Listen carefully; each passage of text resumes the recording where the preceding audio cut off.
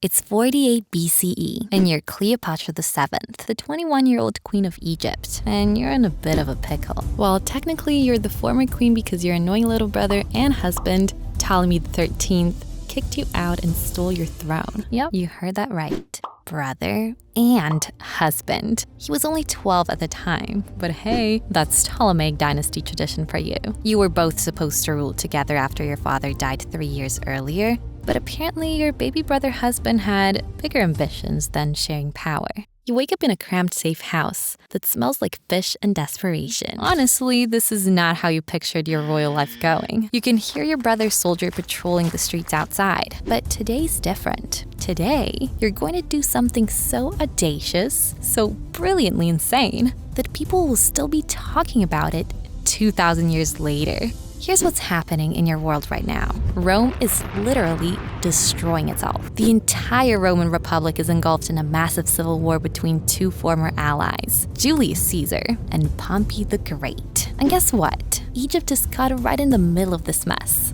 See, Egypt, under your family, the Ptolemies, is still incredibly rich. You control the grain that feeds much of the Mediterranean, the trade routes to India and Africa, and you have legendary wealth that makes other kingdoms jealous. But you're also politically unstable, financially strained from funding various wars. Right in the middle of this chaos, Egypt is having its own civil war between you and your brother. So you've got two parallel civil wars happening. Rome's civil war affecting the entire Mediterranean, and Egypt's civil war happening right as the Romans show up on your doorstep. Talk about perfect timing. News arrived yesterday that Julius Caesar himself has landed in Alexandria, pursuing Pompey in their bitter civil war.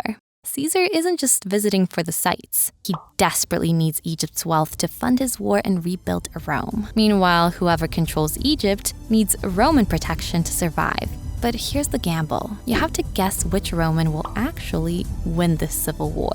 Your brother's advisors thought they were being clever by assassinating Pompey when he landed in Egypt, assuming this would score points with Caesar. But Caesar was furious. Apparently, murdering someone's enemy without permission is considered rude in Roman politics. Plus, Pompey was Caesar's former son-in-law, so it was personal. You realize this is your one shot. If you can ally with Caesar and he wins the Roman Civil War, you will get your throne back, and Egypt gets the protection of the world's strongest military. You call for your most trusted advisor, Apollodorus. Apollodorus, you say, how do you feel about merchant work? He raises an eyebrow.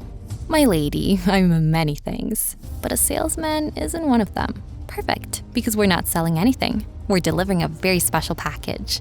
You pause dramatically. Me? The plan is simple, if completely bonkers. Apollodorus will smuggle you into the palace rolled up in a bed sack. It's the kind of plan that sounds brilliant at 3 a.m., but terrifying in daylight. You spend the day preparing, choosing an outfit that won't wrinkle when you're rolled up like a rug and rehearsing your opening lines. Caesar loves intelligent conversation and clever women, so you need to hit him with charm and political savvy. As evening falls, you and Apollodorus make your move. The journey through Alexandria's waterways is tense, avoiding your brother's patrols. Apollodorus disguises himself as a merchant selling luxury linens to the Roman general.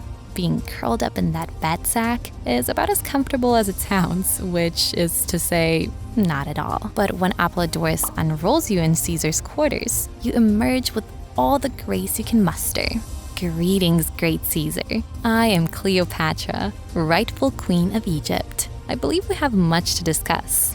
The look on Caesar's face is priceless. Shock, amusement, and intrigue all rolled into one. What follows is the conversation of your life. You speak to Caesar in perfect Latin, discussing Roman politics, Egyptian resources, and mutual benefits. You quote Greek poetry, analyze military strategy, and deploy just enough charm to keep his attention focused. Caesar is impressed, not just by your audacity in sneaking into his quarters, but by your intelligence and political savvy. You're not some desperate exile begging for help. You're offering a partnership, and it works. Caesar backs your claim to the throne, and what follows is a brief but decisive civil war in Egypt. Your brother Ptolemy XIII doesn't survive the conflict, drowning in the Nile under mysterious circumstances. You say it was an accident. Others suspect foul play. You're not saying anything, but you're back on your throne within months. Your partnership with Caesar reshapes the balance of power in the Mediterranean. Egypt's vast wealth flows to Rome, funding Caesar's campaigns and reconstruction projects.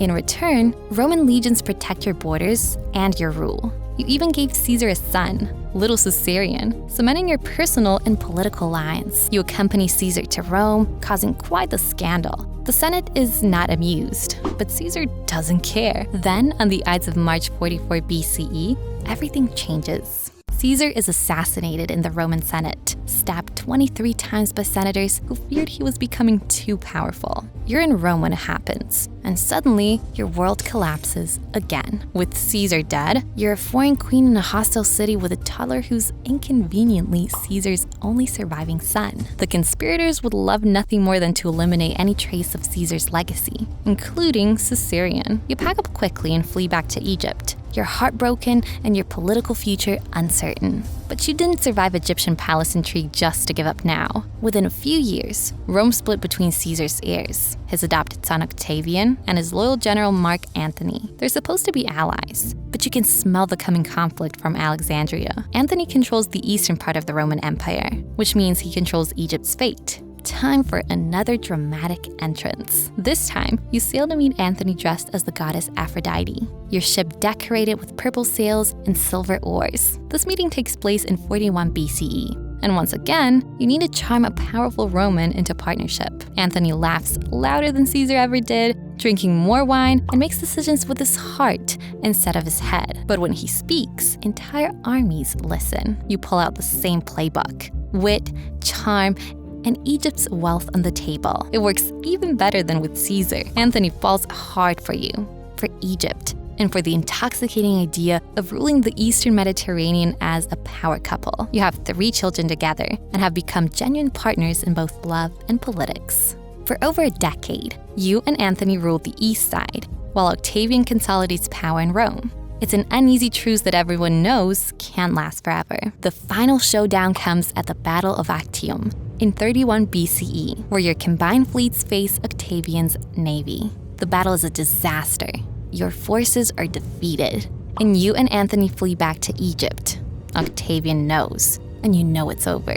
Rather than be paraded through Rome as a prisoner, you choose to end your story on your own terms. On August 30th, 30 BCE, you take your own life, whether by a snakebite or poison. Historians still debate. Antony dies by his own sword. As for you, the official story is suicide by snakebite, but some historians whisper that Octavian might have had you killed and made it look like suicide. Either way, you're gone. And so is Caesarion, executed by Octavian's order to eliminate any threat to his power.